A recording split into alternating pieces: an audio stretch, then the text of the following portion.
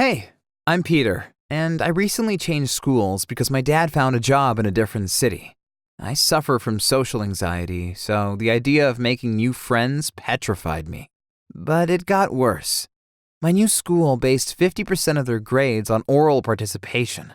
Before, I had always been an honor student with top grades all my life because I wanted to go to an elite university someday. But there was no way I'd be able to talk in front of my class.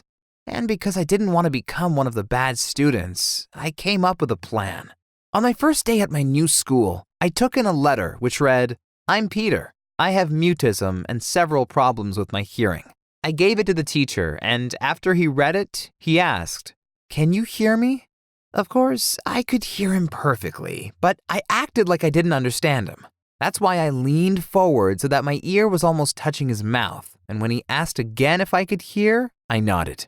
Then he gestured to me to sit down right at the front. I was so nervous. My heart was almost jumping out of my chest. But it was worth it. Everyone believed I was mute and deaf. After that, my teachers only gave me written assignments, and I didn't have to do any PowerPoint presentations or answer questions in front of my class. But there was one problem left. My gym teacher, Mr. Gary. I could tell he didn't believe I was deaf or mute, but of course he still had to treat me respectfully, or otherwise someone could have accused him of mistreating of a retarded person or something. But one day, he crept up behind me and yelled, "Boo!" I jumped and let out a little scream. Afterward, Mr. Gary talked to me inside his office. He said he'd called up my old school and learned that I could speak and hear just fine. That's why he asked why I was faking being mute and deaf.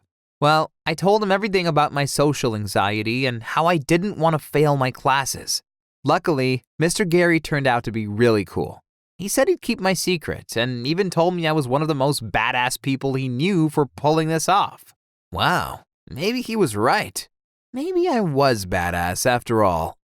I understand that some people would argue that I should face my fears and practice my communication skills instead of avoiding to speak. But they don't understand that my social anxiety is so bad that there is no way on earth I would raise my arm and speak in front of my class.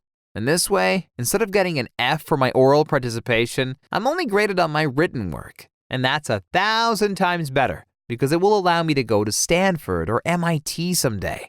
And pretending to be mute and deaf isn't easy either. Imagine someone makes a really funny joke in your class and you have to hold back laughter. It sucks. And it makes you feel very isolated, especially because I can't talk to the other kids in school because I can't risk them telling the teachers that I'm only pretending. But there is one boy who I trusted enough to tell him my secret. You should have seen his face when I told him I could speak perfectly well. My parents know all about it too. I had to tell them because there was a parents' day at school and I couldn't risk them telling my teachers the truth. Luckily, my parents were okay about it. They agreed that my grades were more important than answering questions in class. When they found out why I'd done it, they were really supportive. They didn't know about my social anxiety, so they signed me up for a public speaking course to help me overcome my fears. The first time I went, I broke down in tears when it was my turn to speak. It was so embarrassing. But everyone was really kind, and slowly I'm getting better at talking in front of other people.